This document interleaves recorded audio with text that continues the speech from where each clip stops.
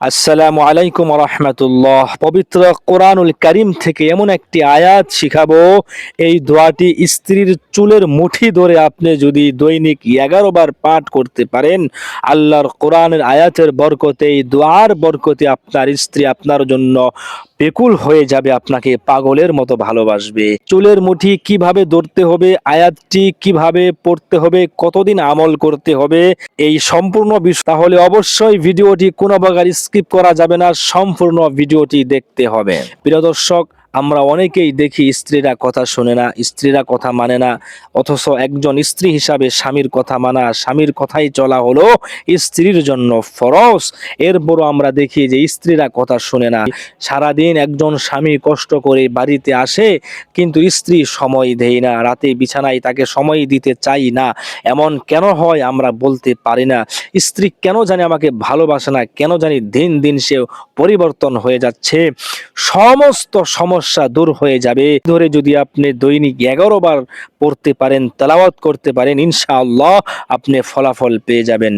সম্মানিত ভাইয়েরা আমার, ও আমার বন্ধুরা, ও আমার বাবারা, আপনাদেরকে আমি বলতে চাই, আল্লাহ পাক রব্বুল আলামিন পবিত্র কোরআনুল কারীমে এমন কোন আয়াত আমাদের জন্য রেখে নাই যেই আয়াতটা আমাদের জন্য উপকারে আসে না, বরং প্রতিটি আয়াত, প্রতিটি সূরা আমাদের জন্য উপকার, প্রতিটি আয়াত আমাদের জন্য শেফা। যেই সকল স্ত্রীরা স্বামীর কথা শুনে না, যেই সকল স্ত্রীরা স্বামীর কথা মানে না, স্বামীকে মূল্যায়ন করে না, স্বামী একটা কথা বললে তার কথা কোনো মূল্যায়ন করে না রে বাবা।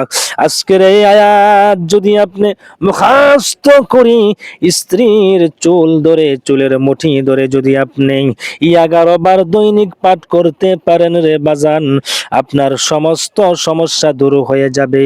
আপনার স্ত্রী আপনাকে পাগলের মতো ভালোবাসবে, আপনাকে ছাড়া কিছুই বুঝবে না, বেকুল হয়ে যাবে, অন্তর দিয়ে প্রাণ দিয়ে আপনাকে ভালোবাসবে।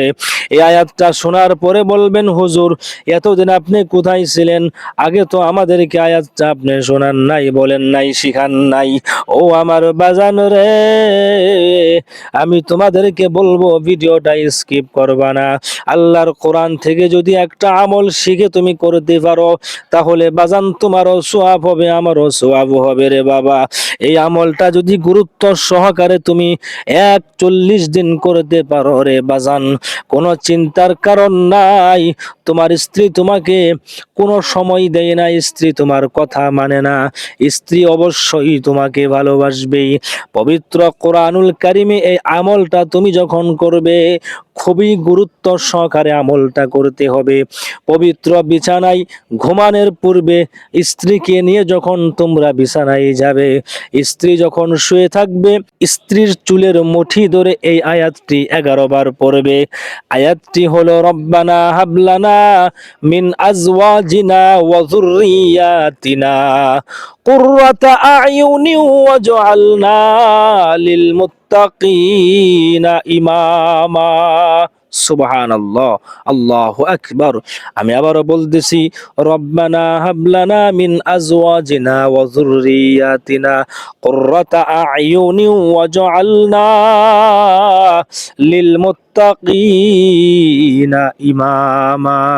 হে আমার রব, হে আমার প্রতিপালক, আমার স্ত্রী আমার চোখের জন্য শীতলতা তৈরি করে দেন, আমার সন্তানকে আমার চোখের জন্য শীতলতা তৈরি করে দেন।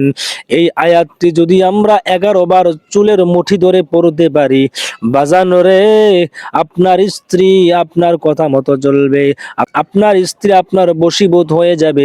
আপনি চিন্তাও করতে পারবেন না, হুজুর স্ত্রী তো পরিবর্তন হয়ে গেল। এই আমলটা আপনাদের কেউ শিখাবে না। অবশ্যই স্ত্রীকেও কিন্তু সম্মান করতে হবে, ভালোবাসতে হবে। শুধু আমল করলেই হবে না, স্ত্রীর কষ্ট বুঝতে হবে, স্ত্রীকে সময় দিতে হবে। যেই সকল স্ত্রীরা স্বামী থেকে লাইন লাইনচ্যুত হয়ে গিয়েছে, ওই সকল স্ত্রীদেরকে ভালোবাসার প্রতি মহাব্বত নিয়ে আসার জন্য এই আমলটা দৈনিক আপনারা করবেন। এই আমলটা এতটাই গুরুত্বপূর্ণ, যত মানুষ করেছে সবাই ফলাফল পেয়েছে। অনেকে গতকালকেও ফোন দিয়ে বলল, হুজুর আপনি যে আমলটা দিয়েছেন আলহামদুলিল্লাহ আমি অনেক ফলাফল পেয়েছি।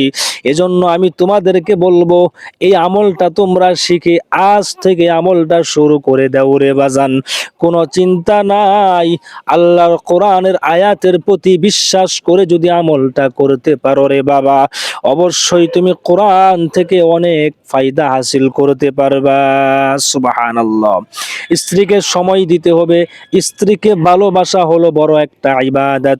স্ত্রীর সাথে ভালো ব্যবহার করবা, খারাপ আচরণ করবা না, সব সময় স্ত্রীর কাছ থেকে পরামর্শ নিবা।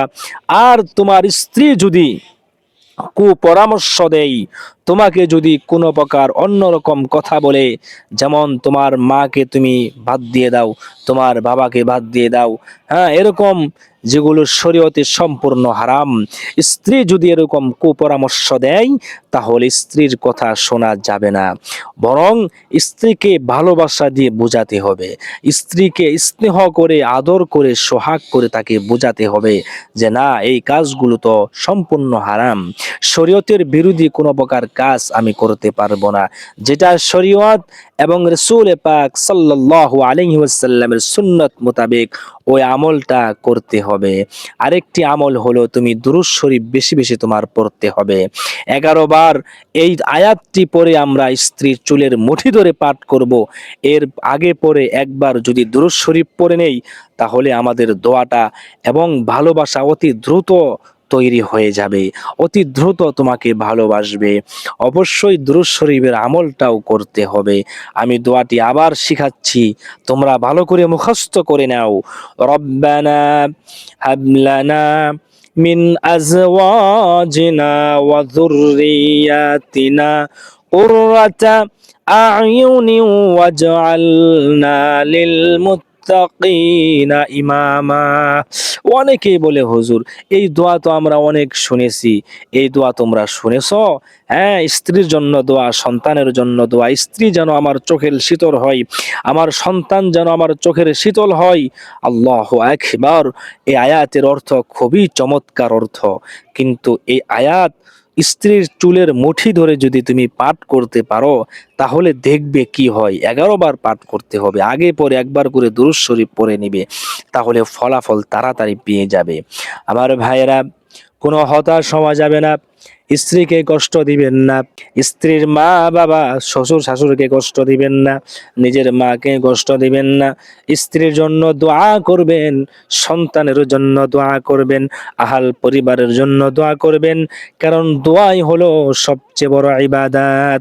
যদি আমরা সন্তানের জন্য দোয়া করতে পারি, স্ত্রীর জন্য দোয়া করতে পারি, আল্লাহ রাব্বুল আলামিন এই দোয়া যদি কবুল করে নেন তাহলে সমস্ত বিপদ থেকে আল্লাহ পাক আসান করবে, মিল মোহাব্বত তৈরি করে দিবে, সন্তানকে আল্লাহ সালিহিন মুত্তাকিন হিসাবে কবুল করে নিবে। পিতামাতার দোয়া হলো সবচেয়ে কার্যকরী, এজন্য সন্তানের জন্য দোয়া করবেন। স্বামী স্ত্রী মিল মোহাব্বত ভালোবাসা যদি সব সময় থাকে তাহলে আল্লাহ পাকও খুশি থাকেন। সুবহানাল্লাহ।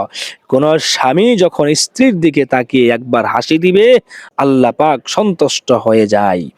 এজন্য আমি আমার বোনদেরকে বলবো, স্ত্রী লোকদেরকে আমি বলবো, তোমরা যারা আমার এই ভিডিওটি দেখতেছো স্বামীর সাথে কোনো প্রকার বেয়াদবি করবা না, স্বামীকে ভালোবাসবা, স্বামীকে সবচেয়ে আপন মনে করতে হবে।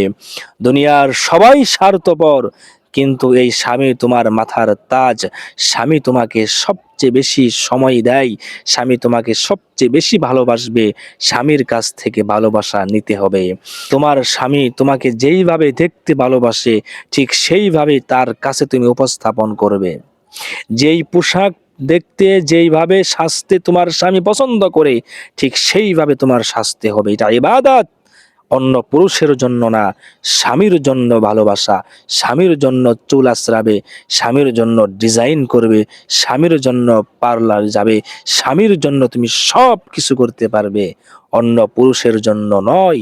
স্বামীর হক এজন্য নিজেকে যেইভাবে স্বামীর কাছে উপস্থাপন করবে, আর স্বামী যখন তোমাকে দেখে একটি মুস্কি হাসি দিবে, আল্লাহর আরশ পর্যন্ত খুশি হয়ে যাবে। সুবহানাল্লাহ। এজন্য তোমাদেরকে বলতেছি, স্বামী স্ত্রীর মহাব্বত সবসময় বজায় রাখো। আর যেই দোয়াটি আমি তোমাদের শিখিয়ে দিলাম, এই দোয়াটি তোমরা আজ থেকে শুরু করে দাও। স্ত্রীর চুলের মুঠি ধরে 11 বার এই দোয়াটি তোমরা পাঠ করো, এই আয়াতের উপর আমল করো।